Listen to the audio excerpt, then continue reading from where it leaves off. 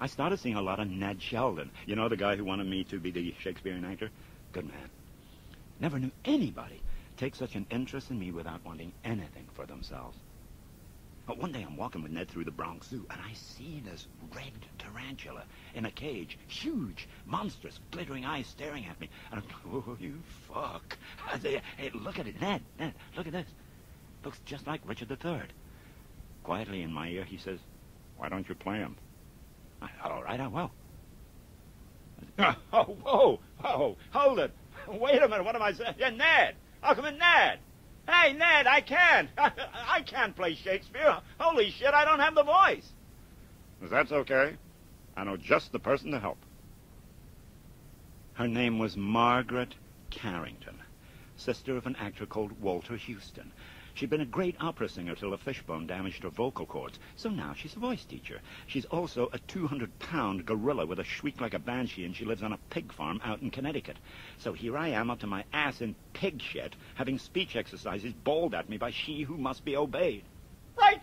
To make an audience hold its breath, you must first learn to use yours. Fill your lungs and roll out great purple passages, pure and clear. She never got off me. This ogress never got off me.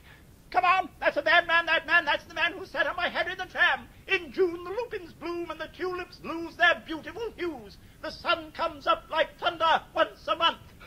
Now all the vowels in one sentence. Who knows all of art must learn and then take his ease. Ooh, oh, ah, ah, a.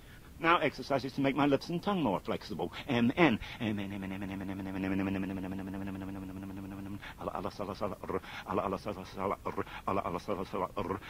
consonants. Susie, Susie, sitting in the shoe shine shop. She sits and shines and shines and sits and sits and shines and shines and sits and sits and... see? Over and over. 6, sometimes 8 hours a day. Then breath control. Breathe in! Go! 1 by 1 and 2 by 2 and 3 by 3 and 4 by 4 and 5 by 5 and 6 by 6 and 7 by 7 and 8 by 8 and 9 by 9, 10 by 10 and 11. At the start, I couldn't get near 20, so now we try the soliloquies.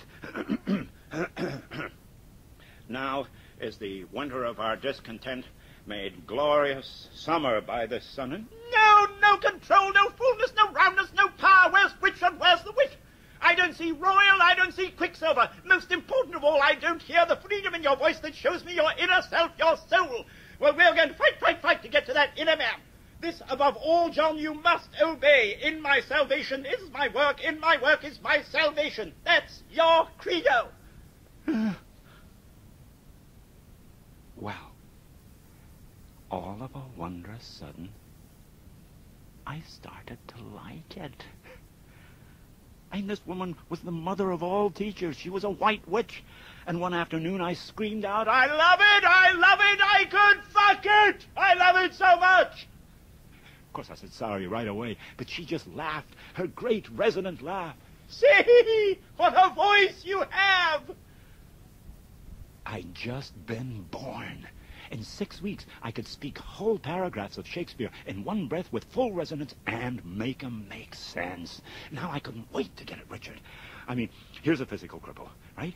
The last Richard I had seen lurched about the stage like Quasimodo, but I was sure that a cripple, and a cripple in the public eye at that, wouldn't want to draw attention to his infirmity. He'd try to walk as well as he could, wouldn't he? Well, it seems to me. So I just turned one foot slightly in, lifted my left shoulder a couple of inches, and forgot all about it. Now, there's a great scene where Richard courts the woman whose husband and father-in-law he's just killed, the Lady Anne. Inside 2.5 pages and over the coffin of her dead husband, he turns the whole thing around. He confesses to the killings, offers her his sword, bears his breast for her, but, he says, as she goes to strike, it was all for love of her. Oh, that stops her. Now he asks if he can come to her, and she doesn't say no. And we know he's got her. Now he's left alone. Now every Richard I ever saw spoke the lines, was ever woman in this human wooed, was ever woman in this human won, as an interior monologue. All right, fine, so hey, if you want. But I wanted the audience to be my confidants, my co-conspirators. Even so, what I did was, every night I'd single out 2 or 3 more of them, and I would talk to them directly. Was ever woman in this humour wood? Was ever woman in this humour won? I'll have her. But I will not keep her long. What I, that killed her husband and his father, to take her in her heart's extremest hate, with curses in her mouth, tears in her eyes, the bleeding witness of her hatred by, having God, her conscience, and all these bars against me, and I no friends to back my suit with all but the plain devil and dissembling glue. And yet a winner! All the world to nothing! Had she forgot already that brave Prince Edward, her lord, whom I some 3 months since stabbed in my angry mood at Tewkesbury? A sweeter and a lovelier gentleman framed in the prodigality of nature, young, valiant, wise, and no doubt a royal, this spacious world cannot again afford. And will she yet abase her eyes on me, that cropped the golden prime of this sweet prince and made her widow to a woeful bed? On me, whose all not equals Edward's moiety? On me, that halts in the misshapenness? My dukedom to a veil in deny, or I do mistake my person all this while. Upon my life, she finds, although I cannot, myself to be a marvellous proper man. I'll be of charges for a looking-glass and entertain a score or two of tailors to study fashions to adorn my body.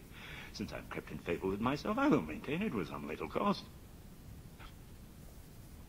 But first I'll turn yon fellow in his grave, and then return, lamenting, to my love. Shine out, fair sun, till I bought a glass, that I may see my shadow as I pass.